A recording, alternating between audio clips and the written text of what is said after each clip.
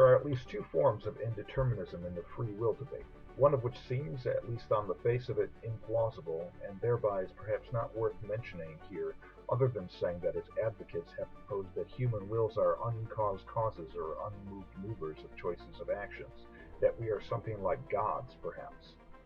This is known as some variety of agent-causal libertarianism. Aside from the potentially awkward and obvious fact that one's uncaused will and its uncaused volitions came into being at some point, and isn't there a cause for whatever begins to exist? Off the bat, this is a minority view that is fairly widely rejected by philosophers. Hence, I will focus on what I take to be a more seemingly plausible version of indeterminism in the free will debate, known as event-causal libertarianism. Thus, the sort of more plausible indeterminism in the free will debate I'll be primarily concerned with is the idea that there are at least some events that are not the necessary outcome of prior events together with the laws of nature. The unfolding of the universe is like a garden of forking paths, in that there's a truly open-ended future. These indeterminists on free will hold a view not all that far from determinism in that they concede that perhaps most events are determined, but not all events, and specifically not all human choices and actions.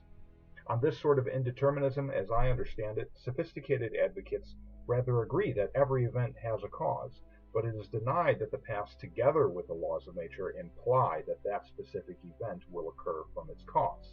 Thus, what it means for something to have a cause on indeterminism is quite nuanced. The relation between any cause and effect is admittedly necessary in that there must be a cause for every effect, but it is not the case that a given cause guarantees a specific effect. This is significant. The effect or outcome of a cause is not determined. Though there must be a cause for any event, the particular event that the cause brings about is not set. There is no single outcome given an indeterminate cause. Rather, there is more than one outcome for some causes. As such, a cause can give rise to various effects. A cause C does not necessitate event E1. Rather, events E2 or E3 could have come about instead. And so indeterminism may be represented as C implies E, but where E represents a set of possible outcomes, E1, E2, E3, and so forth, from C, none of which are definitively predictable. By contrast, on determinism, E would represent a set of only one possible outcome, E1, from C, which is definitively predictable. Indeterminism thereby makes room for the often claimed important feature of freedom, alternative possibilities, or the ability to have done otherwise or chosen otherwise. To meet the first criterion 1, if the event of Schmidt buying a soda is indeterminate, then Schmidt's choice of action, buying, could have been otherwise, that is, he could have stolen, and that seems to accord with common sense intuitions of freedom.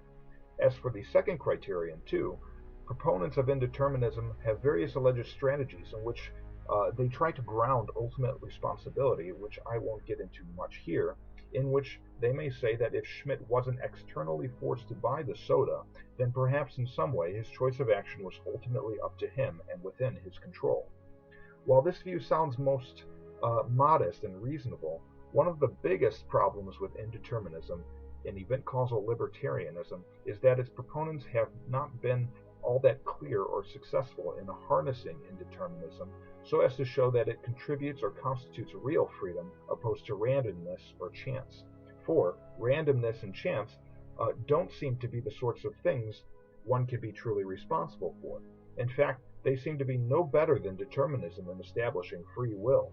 This is because indeterminism in event-causal libertarianism often falls prey to something notoriously known as the luck objection. The luck objection is a serious obstacle, one that indeterminists about free will cannot run away from if they want to maintain that their view somehow shows that human beings have free will. So, as for how indeterminism seems to imply non-freedom, I paraphrase an unnamed colleague of mine at length who has formulated the luck objection better than anyone else I'm aware of. He argues that on indeterminism, in any case in which an agent chose to perform an action A at some time t, it will be true that A, the agent chose to A at t, and that B, he could have at t chosen to act otherwise. The conjunction of A and B, it seems, entails that the agent was not determined to choose A prior to t, as his choice to A at t is up to the agent himself to determine. The objection is that if agents are indeterminate, then what an agent chooses is a matter of luck. And luck is the sort of thing that undermines freedom and responsibility. Consider the following two cases. Case 1. Giovanni is an average-level mob associate of Tony, who is a famous mobster. Suppose Giovanni is aiming a Tommy gun at Tony, who is asleep. Giovanni is deliberating over whether or not to pull the trigger. He believes that if he shoots and kills Tony, he will become next in line to be Godfather. And Giovanni has a strong desire to be next in line to be Godfather. But he also recognizes that it would be immoral to shoot a defenseless person for a position of power. He recognizes that the demands of morality have authority here, and so he forms the considered judgment that he ought not to pull the trigger. Then, at time t, he decides not to pull the trigger. Case 2. Now consider the possible world W, in which everything is exactly the same as it is in case 1, or the actual world case, up to time t, but not including t. In W, the past and the laws are exactly the same as they are in the actual world. Giovanni Star has the very same capacities, interests, desires, and beliefs that Giovanni in case 1 has. Giovanni Star considers all and only the things that Giovanni in case 1 considers, and he considers these things in the very same order in which Giovanni in case 1 considers them.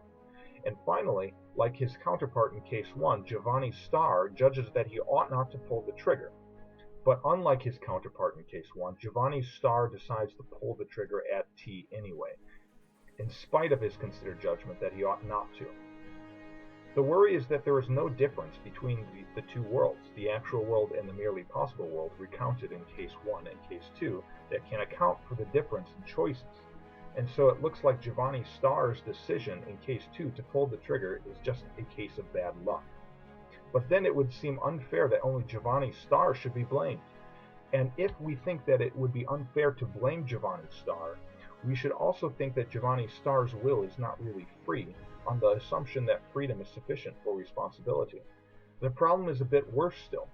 Since there are no relevant differences between the two cases, our judgments about Giovanni Star in W in case 2 should generalize to Giovanni in the actual world case, case 1.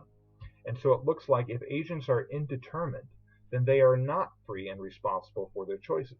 This is because it seems consistent with luck's being the only difference between Giovanni's choosing not to pull the trigger in the actual world case or case 1, and Giovanni Star's choosing to pull the trigger in W or case 2. And since luck seems to undermine freedom and responsibility, it remains unclear why we should think of ourselves as free and responsible for the decisions we make if indeterminism is true. And so, since there is no foreseeable way for indeterminism to avoid choices and actions being up to luck or random in some sense, it fares no better than determinism in showing that we have free will. This is because, on indeterminism, a subject or agent S fails to meet both criteria for freedom, 1 and 2, with respect to S's indeterminate choices and actions.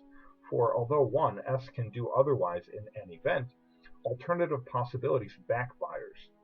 For 2, S's choices and actions do not look at all up to S or within S's control in any sense. S's choices and actions appear utterly random, arbitrary, and disconnected from S, and so S cannot be held free and responsible for such actions. With that, it is crucial to see that whether indeterminism is true or not, premise 2 seems to be plausibly true as a conditional statement, just as premise 1 is. Premise 2 doesn't say that indeterminism is true, but rather modestly says that only if indeterminism is true, then there is no free will, which seems to plausibly follow the luck objection. In conclusion, then, recall that the argument which was initially set out states that premise 1, if determinism is true, then there is no free will. Premise 2, if indeterminism is true, then there is no free will. Premise 3, either determinism is true or indeterminism is true, from which it follows 4, therefore there is no free will. In this video and the previous one of this series, I've covered the reasons why one might think premise 1 and 2 are plausibly true. What's left is premise 3, which basically states that determinism and indeterminism exhaust the logical possibilities for how the world which humans inhabit could be. It seems that variations of determinism or indeterminism are the only options. And in that case, if both imply that there's no free will regardless of whether which is true, it follows not only that conclusion 4 is true, there is no free will, but perhaps that free will is also impossible.